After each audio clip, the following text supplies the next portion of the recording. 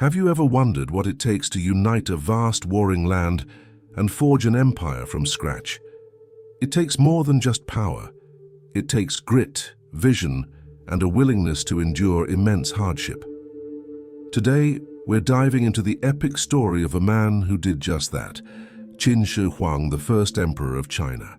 This isn't just a tale of conquests and terracotta armies. It's the story of a boy prince who survived a dangerous childhood to become one of the most influential and controversial figures in history. Our story begins not in a grand palace, but in a rival state, where a young boy named Yingzheng was born. He wasn't just any boy. He was a prince of the Qin state, but he was living as a political hostage. Imagine that, growing up surrounded by enemies, where every day was a lesson in survival. This early life, filled with uncertainty and danger, didn't break him. Instead, it forged an iron will and a burning ambition that would later shake the world. He learned early on that to achieve something great, you have to be tougher and smarter than everyone around you. At the young age of 13, Yingzheng ascended to the throne of Qin. But being a king wasn't as glamorous as it sounds. For years, real power was held by others, like the cunning Prime Minister Lu Bui and his own mother, who had her own political schemes. The young king had to be patient, observant, and strategic. He spent years watching, learning, and quietly consolidating his support.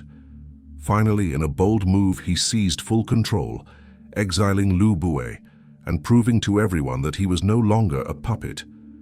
This was the moment Yingzheng truly became the master of his own destiny and the destiny of Qin.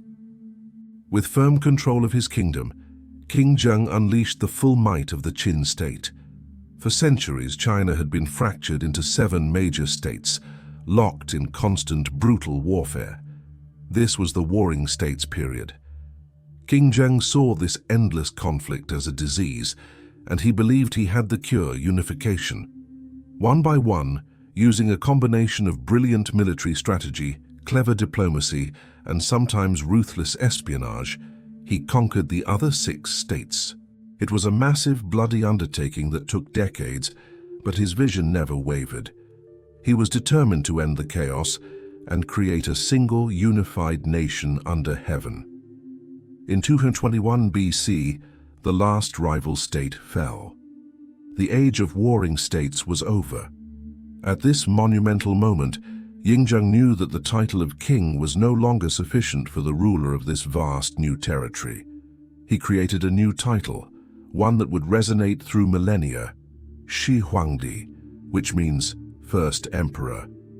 He was no longer just the king of Qin. He was the emperor of all of China.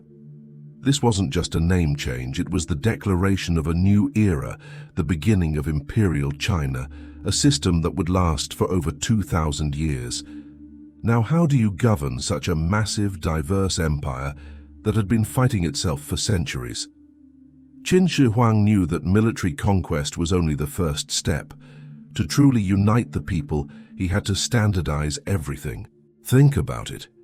Before him, different regions had different currencies, different systems of weights and measures, and even different widths for the axles of their carts, which made travel on roads a nightmare. The emperor changed all that.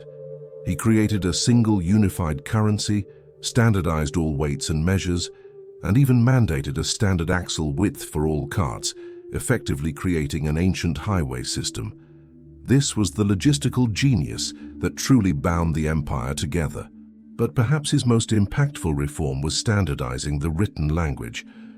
While people in different regions spoke different dialects, the first emperor decreed that everyone would use the same set of written characters. This was a masterstroke. It meant that a government order from the capital could be read and understood by an official 1,000 miles away, even if they couldn't understand each other's speech. This unified script became the bedrock of Chinese culture and administration, allowing a vast civilization to share knowledge and maintain cohesion for centuries to come. It's one of the main reasons why Chinese civilization has such a continuous history. Of course, we can't talk about Qin Shi Huang without mentioning his most famous and awe-inspiring project, the Great Wall. Now, it's important to know that various walls had been built by previous states. What the first emperor did was connect and fortify these existing sections to create a massive, unified defensive line against nomadic tribes from the north. It was a colossal undertaking, requiring the labor of hundreds of thousands of people, many of whom were soldiers, commoners, and convicts. It stands today as a symbol of immense human effort and the emperor's determination to protect his newfound nation. And then there is the project he is perhaps most famous for in the modern world, his incredible tomb, guarded by the Terracotta Army. Discovered by farmers in 1974, this subterranean army consists of thousands of life-sized, incredibly detailed clay soldiers, horses, and chariots, all arranged in battle formation. Each warrior has a unique face, a testament to the incredible craftsmanship of the time. Why build such a thing? The emperor sought immortality, and this army was meant to protect him and serve him in the afterlife.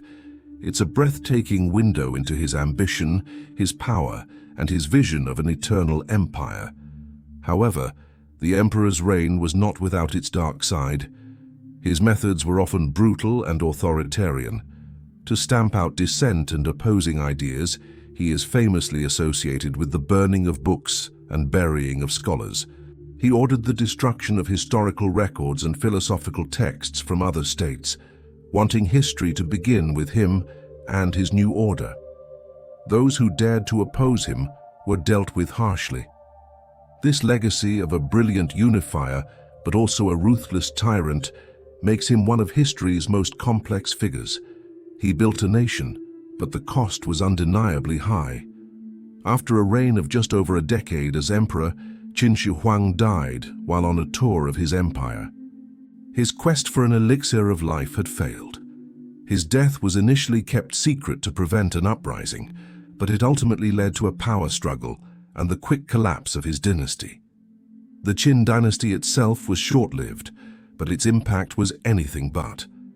The centralized bureaucratic imperial system he created became the blueprint for every dynasty that followed, shaping China for the next 2 millennia. So, when we look back at Qin Shi Huang, we see a man of incredible contradictions, a visionary who ended centuries of war, yet a tyrant who crushed all opposition, a brilliant administrator who standardized a nation, yet a ruler whose harshness led to his dynasty's swift downfall. His story is a powerful reminder that history is rarely black and white. He truly ate bitterness, enduring a perilous youth and undertaking immense labors to build a nation that would last for thousands of years. His legacy, in all its glory and all its controversy, is etched not just in the Great Wall and the Terracotta Army, but in the very fabric of China itself. What do you think? Was Qin Shi Huang a hero or a villain?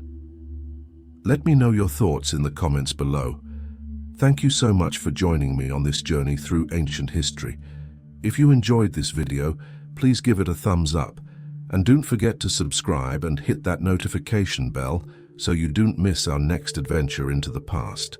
See you next time.